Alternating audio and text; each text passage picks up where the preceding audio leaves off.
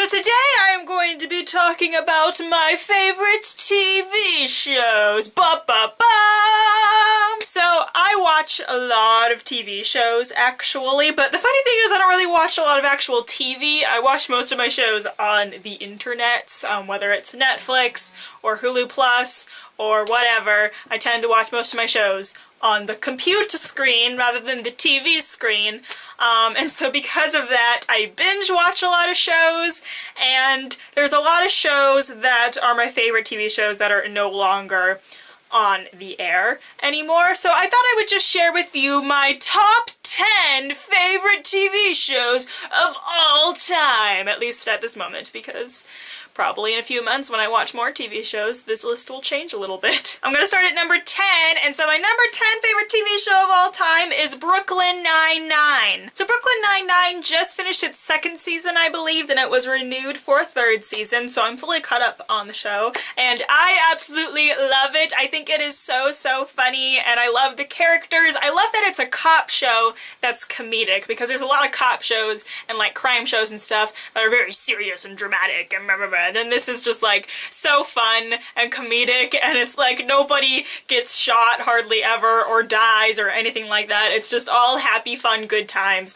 and I just love it so much. My favorite character is probably Chelsea Peretti's character. I forgot her name, but the lady that actually is like a secretary, she's not a police officer. She is, oh, Gina, right? Gina? Yes, I love Gina. She's so funny. Oh my god, she's hilarious, and I love Chelsea Peretti. I watched her stand-up show on Netflix too. She is so funny. And I really love how one of the main characters is gay, and two of the main characters are black, and there's also characters of other races, so the show is very diverse, which I enjoy a lot, and I think that's awesome. So the show's just really great, and all of the seasons are on Hulu Plus, so that is how I managed to catch up with them. Number 9 on my list is New Girl! New Girl stars Zooey Deschanel, and other people whose names I don't know. I love that show. It's just so funny. I just love like sitcoms that are about people in their 20s and 30s that are trying to get their life together. I just love shows like that for some reason. I really ship,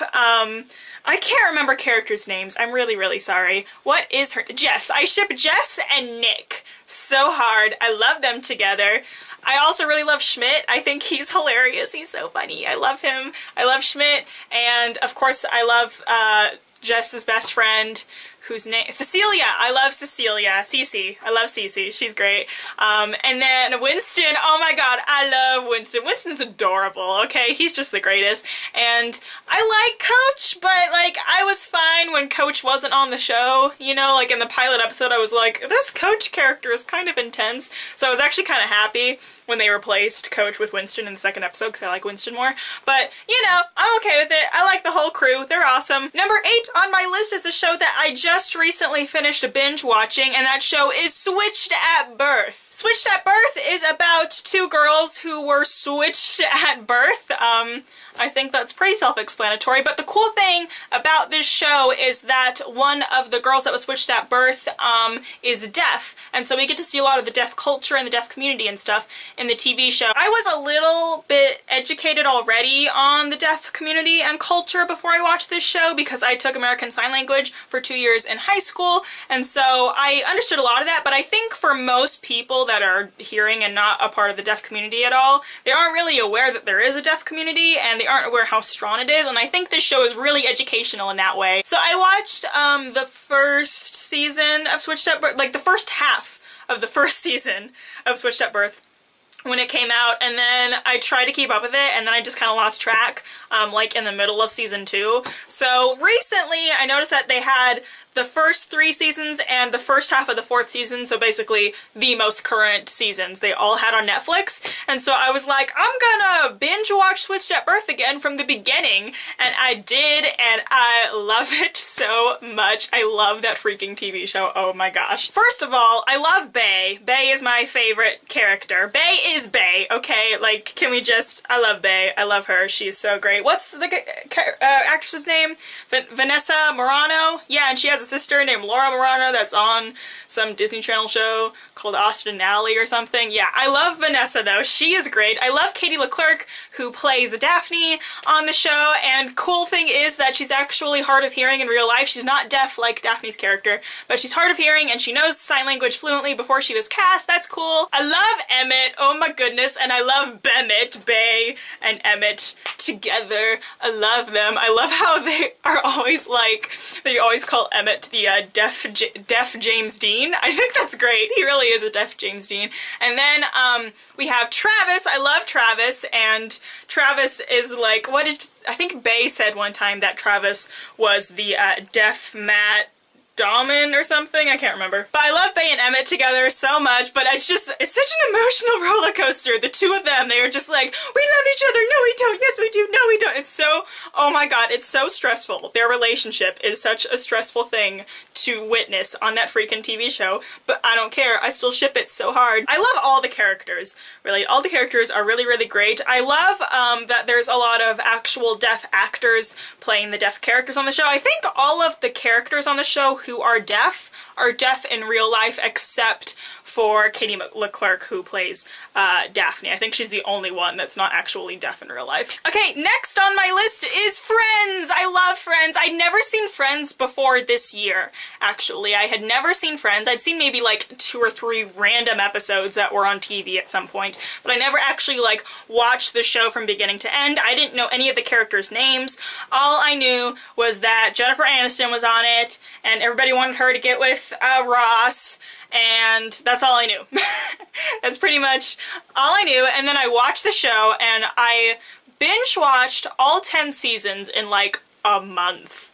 And that's because for one of those weeks in that month, I was deathly ill, and I was just like laying on the couch every single day just watching episode after episode after episode of Friends, and oh my god, I love it. It's such a good show. It's so great. My 2 favorite characters on the show are Monica and Chandler. I ship them a lot, and I also just love them as characters. Chandler is freaking hilarious. I love Matthew Perry. And then I feel like I kind of am Monica. Like if I channel with one of the characters the most on the show, it's definitely Monica, because I can be kind of neat freak and controlling like her sometimes. I'm not quite as much of a neat freak. I'm a little messier than she is, but I can get bossy and controlling like her, so I really like her a lot, and I love her and Chandler. I also love Phoebe and Joey. I think they're so funny. I love them. The surprising thing is, I don't really like Rachel and Ross that much. I mean, I like them enough. I don't dislike them.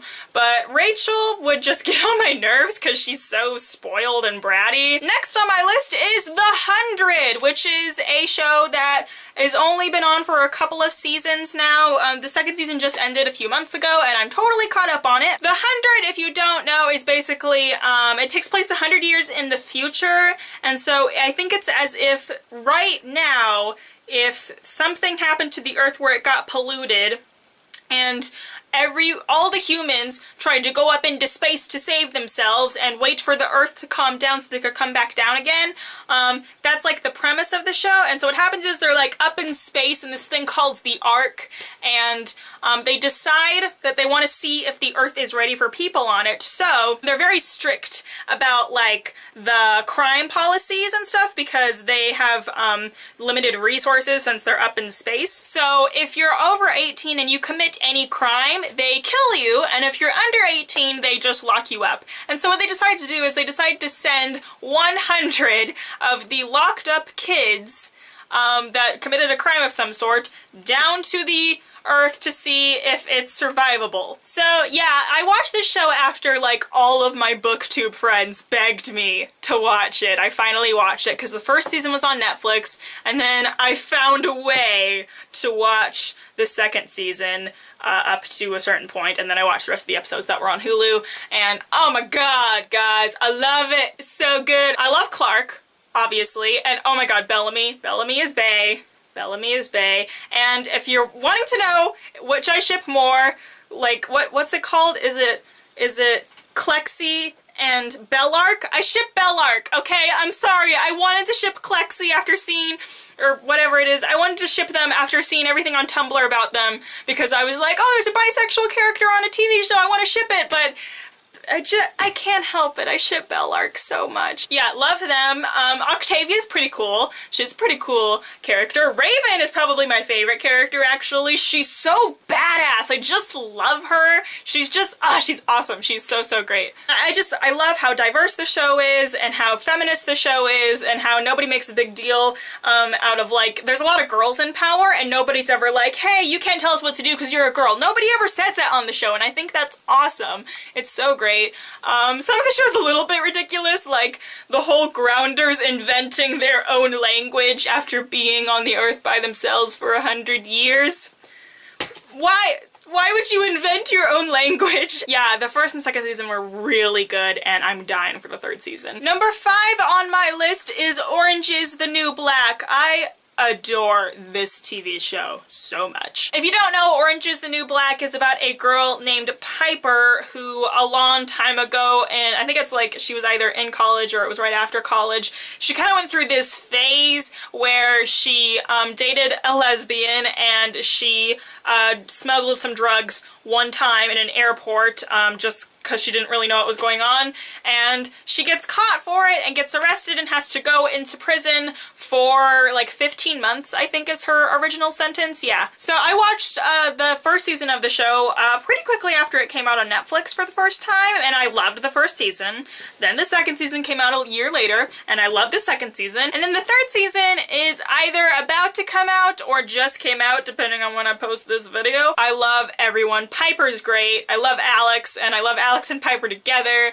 I love Poussey. Poussey is probably one of my favorite characters. She is very interesting to me and she's cool. I love Laverne Cox on there. Oh my god, did you guys know I've actually seen Laverne Cox in person? Not up close, but she came and spoke at my college this year and I went and saw her and it was amazing. The experience was surreal. She is a freaking goddess, man. I love her. Number 4 on my list is Faking It, which is a show that is on MTV, and I think the second half of season 2 is going to premiere this summer at some point. Faking It doesn't come back until November? How dare you? Faking It is about 2 best friends in high school, Amy and Karma, and Amy and Karma have been best friends their whole lives, and their school is kind of overly progressive because instead of like the gay kids and the kids who are different getting picked on, they're the popular kids in the school, and so like the mean girl in the school isn't popular. Everybody hates her because she's mean and she's conservative and stuff.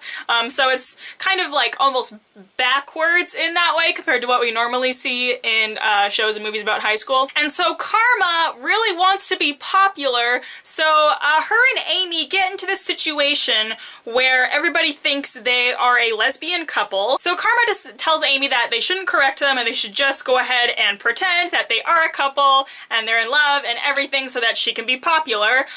But then it turns out, while they're, you know, faking their relationship, they're faking it, turns out that Amy might actually be in love with Karma. And so that's like where the first episode goes.